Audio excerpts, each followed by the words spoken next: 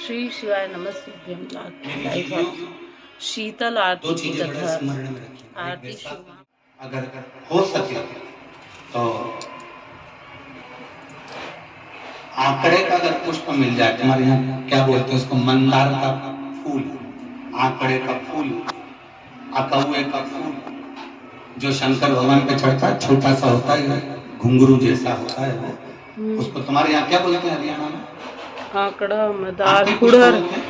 आपका पुष्प मिल जाए तो ज्यादा अच्छा है। अब उसमें चाहे सफेद हो, चाहे नीला हो, चाहे गुलाबी हो, जैसा भी हो, हाथ में रखने के बाद हाथ में एक लोटा जल, भगवान शंकर के शिवालय में जब आप प्रवेश करें और प्रवेश करते समय भगवान के सम्मुख में जब भगवान शंकर के साक्षी में जब पहुंचे, आपके सामने पूजन में कोई भी सामग्री नहीं है, आपके पास में न दिया है, न बाती है, न अगरबत्ती है, न चंदन है, न कपूर है, न कोई सामग्री है, केवल एक आंख का पुष्प और एक लोटा जल आपके पास में है। शिवालय में पहुंचकर शीतल आरती का प्रयोग करो। 11 बार भगवान शंकर के 11 रुद्रों का स्मरण कर जब 11 बार शंकर के शिवलिंग के ऊपर से नीचे तक कलश को जब घुमाया जाता है और घुमाने के बाद वो आंख का जो पुष्प है वो अशोक सुंदरी वाली जगह पर समर्पित कर भगवान शंकर को जो जल चढ़ाया जाता है, जो जल समर्पित किया जाता है, डॉक्टर भले तुमसे कह रहा हो कि तुम्हें बड़ी बीमारी के चांस हैं, आप जाकर एक बार चेक कराना,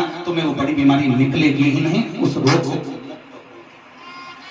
इसको शीतल आरती का प्रयोग किया गया। ये शीतल आरती, इसको शीतल आरती का, शिव की प्राप्ति का, एक रोग से मुक्त होने का। अब आपसे कोई कहे कि ये शीतल इतना भारी था, चंद्र समझ नहीं पा रहे थे, मैं करूं क्या? जब देव ऋषि नारद के पास पहुंच गए, नारद जी ने कहा एक पार्थिव शिवलिंग का निर्माण करो, बालू के शिवलिंग का निर्माण करो और समुद्र का ही जल भगवान शंकर को उनके आनंद से आरती कर उनको चढ़ाने का प्रयास करो। और शिव ने ऐसी कृपा कर दी कि चंद्र के पास आकर भगवान शंकर ने कह दिया, चंद्र मैं तुझे वर देता हूँ, तेरा काया का रोग समाप्त होगा, ये मेरा वर है, क्योंकि तूने मेरे शीतल आरती का प्रयोग किया। शीतल आरती जब बैसाख का महीना है,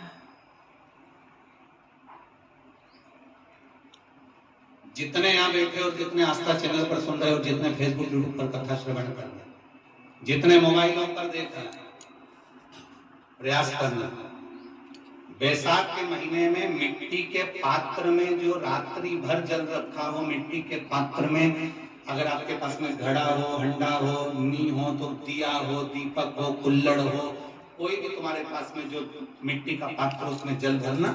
वो जल बैसाख के महीने की किसी भी सोमवार के दिन, किसी भी सोमवार के दिन, बैसाख महीने या किसी प्रदोष के दिन या बैसाख महीने के शिवरात्रि के दिन, मिट्टी के पात्र का जल अपने घर के प्रत्येक व्यक्ति का स्पर्श कराकर उस मिट्टी के पात्र के जल को तांबे के पात्र में डाल लीजिए और घर के प्रत्येक व्यक्ति का स्पर्श करा लीजिए और शंकर भगवान का कुंडकेश्वर महादेव के नाम से समर्पित करिए।